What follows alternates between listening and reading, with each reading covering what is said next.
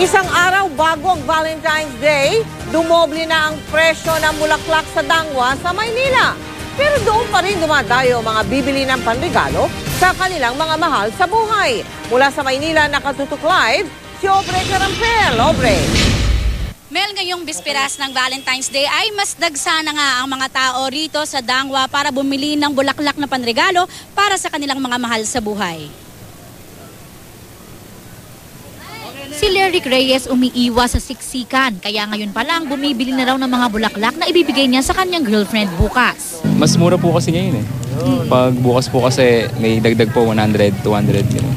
Ang magkaklaseng sina Benjo at Aldrin, wala raw ka-Valentine. Pero para kanino kaya ang binibili nilang flowers? Hindi lang naman girlfriend yung kailangan bigyan ng roses. Para sa ng mga mommy rin namin. Sa mommies, gano'n, tita, gano'n, mga sisters. Pero hindi lang kalalakihan o ang mga may special someone ang bumibili ng mga bulaklak dito. Bulaklak para sa mother ko. Sa mother, puro para sa Valentine's Day. Yeah, opo. Oo.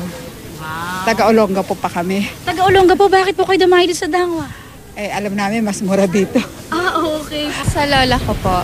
Kasi wala na po yung lolo ko eh. Kaya double effort yung pag-ano namin sa kanya pag sa darating na Valentine's.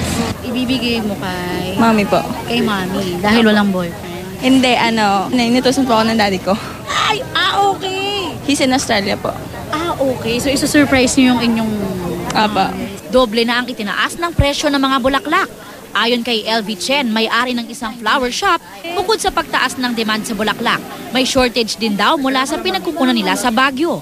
Ang iba raw na itinitinda niya, inangkat pa raw niya sa Bangkok. Dumaan yung sobrang taglamig. Walang harvest sa Baguio.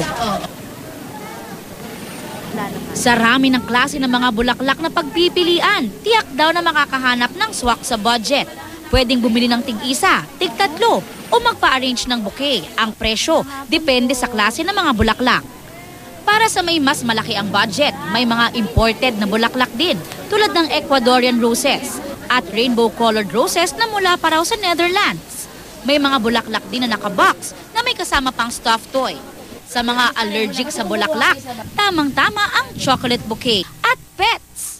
Hindi lang lovebirds ang umeeksena ngayong araw ng mga puso dahil pati mga cute na aso hindi magpapahuli. Ang uso talaga aso na po. Besides sa lovebirds, aso talaga kuya kasi cute siya eh. Pag ireregalo mo siya parang nakakalambot ng puso talaga. Madalas talaga shih tzu yung mga yun po. Mga mababalahibong chow chow, yung mga bear-like kasi parang stuffed toy.